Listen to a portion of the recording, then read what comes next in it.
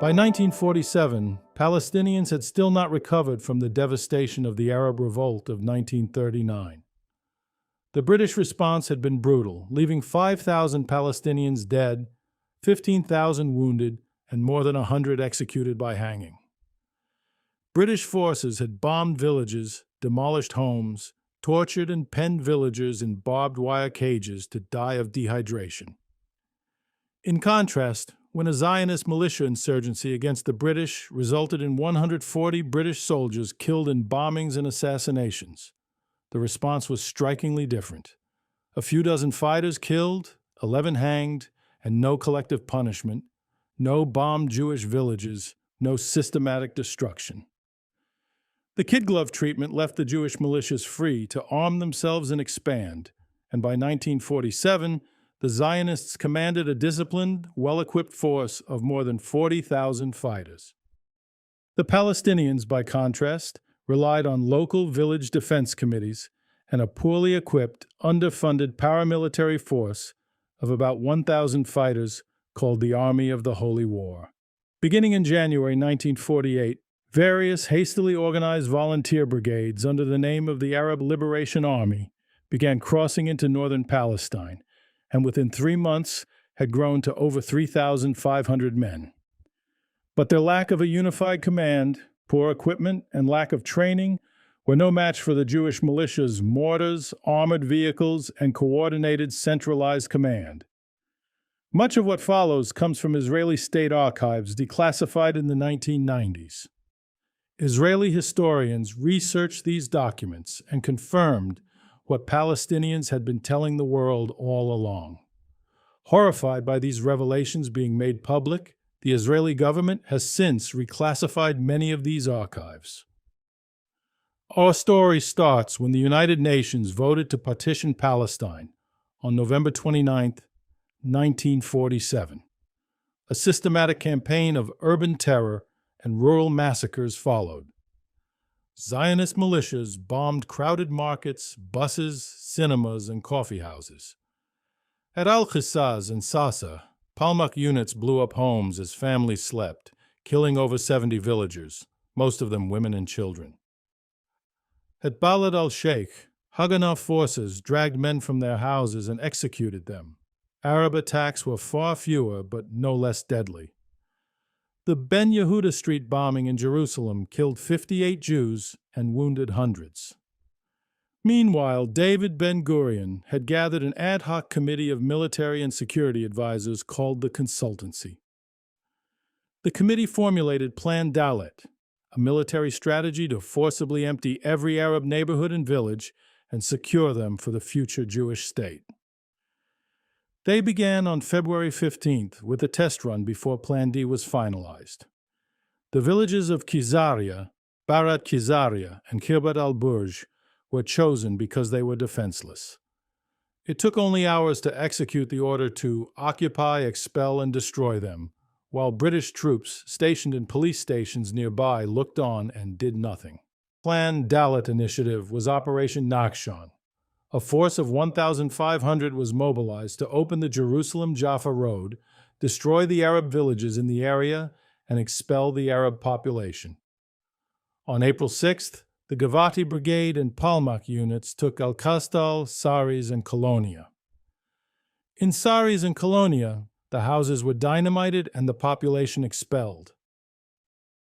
800 meters above sea level, Al-Kastal overlooked the nearby villages and the Jerusalem-Jaffa Road. It was the key to controlling the road and defending Jerusalem. Army of the Holy War Commander Abd al-Qadir al-Husayni pleaded with the Arab League to supply him with heavy weapons to retake the citadel. They refused. On April 7th, al-Husayni personally led 170 fighters of his Army of the Holy War into battle to retake Al-Kastal. The Palestinians won the day, but al-Husayni was killed. The Palestinians abandoned the village to attend al-Husayni's funeral at the Al-Aqsa Mosque. His death was a severe blow to Palestinian resistance. On April 9th, Irgun and Lehi gunmen entered another Operation Nakhshan target, the village of Deir Yassin. Eyewitness accounts from multiple Haganah, Irgun, and Lehi personnel present describe the massacre that followed. Mordecai Gichon, head of the Haganah intelligence service in Jerusalem, was sent to the site once the fighting ended.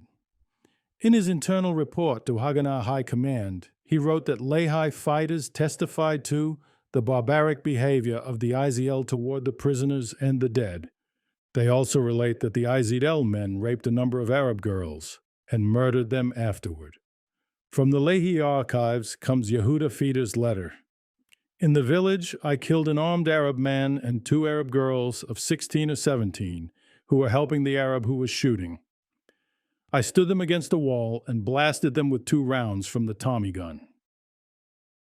Shraga Peled, then serving in the Haganah's information service, recalled in a later video interview, "When I got to Deir Yassin, the first thing I saw was a big tree to which a young Arab fellow was tied, and this tree was burnt in a fire. They had tied him to it and burned him."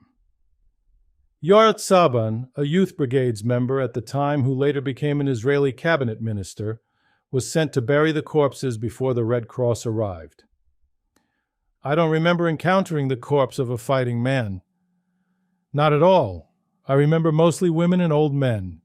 He added that villagers had been shot in the back and dismissed claims that they died in firefights. Ben Zion Cohen was the Irgun commander at Deir Yassin. They fled from Haifa, they fled from Jaffa, they fled from all over because of fear of Deir Yassin. If there had been a few more Deir Yassins, there would not have been a single Arab left in the land of Israel. Because of whom? You know who. There is one man who can say it was all thanks to him. I was the commander of Deir Yassin. The Haganah's role is debated. Multiple sources note it provided covering fire and fired on fleeing villagers. Yet afterwards, the Haganah High Command issued a statement of deep disgust and regret, condemning the assault as a premeditated act which had as its intention slaughter and murder. Only the Jewish agency even sent an apology to the King of Transjordan. It was all the more shocking because Deir Yassin had declared its neutrality. A Zionist monthly had noted this before the attack, and the New York Herald Tribune described it as practically the only village in the Jerusalem area not to seek Arab protection. Jewish neighbors from Givat Shaul, who had a non-aggression pact with Deir Yassin, rushed to the scene horrified, calling the attackers murderers and bandits. Retaliation for Deir Yassin came a few days later when units of the Army of the Holy War, together with local volunteers, ambushed a convoy carrying medical and military supplies. In the convoy were medical personnel and students, wounded Lehi and Irgun fighters evacuated from Deir Yassin, and Haganah soldiers. They were going to resupply the Hadassah Hospital and the Haganah base at the hospital. A few hours into the attack, a British officer and 2 Haganah men met with one of the Arab leaders of the ambush, Adil Latif, to negotiate an end to the attack. The Arabs proposed that all the weapons being transported be surrendered, and all Jewish men capable of combat be taken prisoner. Negotiations were suddenly interrupted when Latif was shot down. The British had no idea where the bullet came from. Latif's death under a white flag enraged the Palestinians. Shouting for Deir Yassin, they descended on the convoy. After a 7-hour firefight, 79 were dead, including doctors, nurses, students, patients, faculty members, Haganah fighters, and 1 British soldier. At that point, the British intervened to save those in the convoy who were still alive. In Haifa, on April 21st, the orders of the Carmeli Brigade's 22nd Battalion were to kill every Arab encountered. Thousands of Palestinian families abandoned everything, fleeing to the port in a panic under heavy mortar fire. Haganah snipers picked off civilians as they fled. They piled onto overcrowded boats, many of which capsized, drowning dozens. An estimated 300 were killed in 48 hours.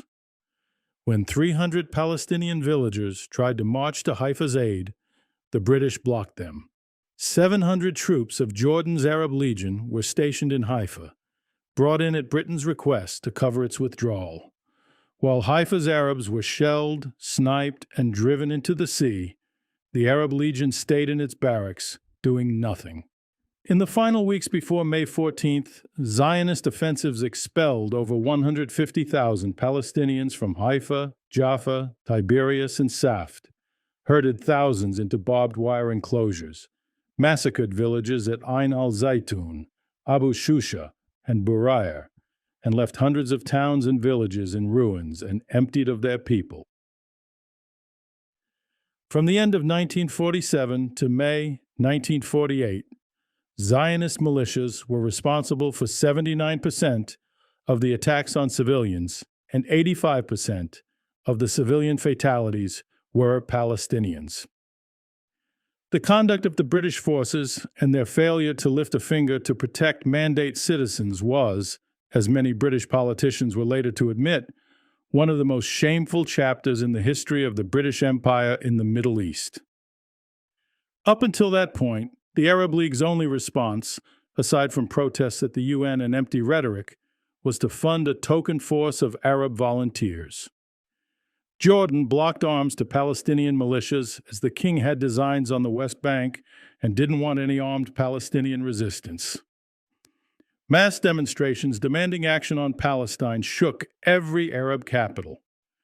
In Egypt, the corrupt and unpopular King Farouk feared that inaction on Palestine would enable the Muslim Brotherhood to topple his monarchy. In Syria, a government already in crisis believed its army was both useless as a fighting force and plotting a coup. Outside of Jordan, none of the Arab states had armies fit for a war. But the Arab leaders concluded it was safer to risk defeat in Palestine than face overthrow at home. After 6 months of expulsions and terror, over 20 documented massacres, 200 villages destroyed, and 200,000 Palestinians ethnically cleansed, the Arab states finally acted. Thanks for watching. Please hit the like and subscribe buttons if you would like to see more content like this.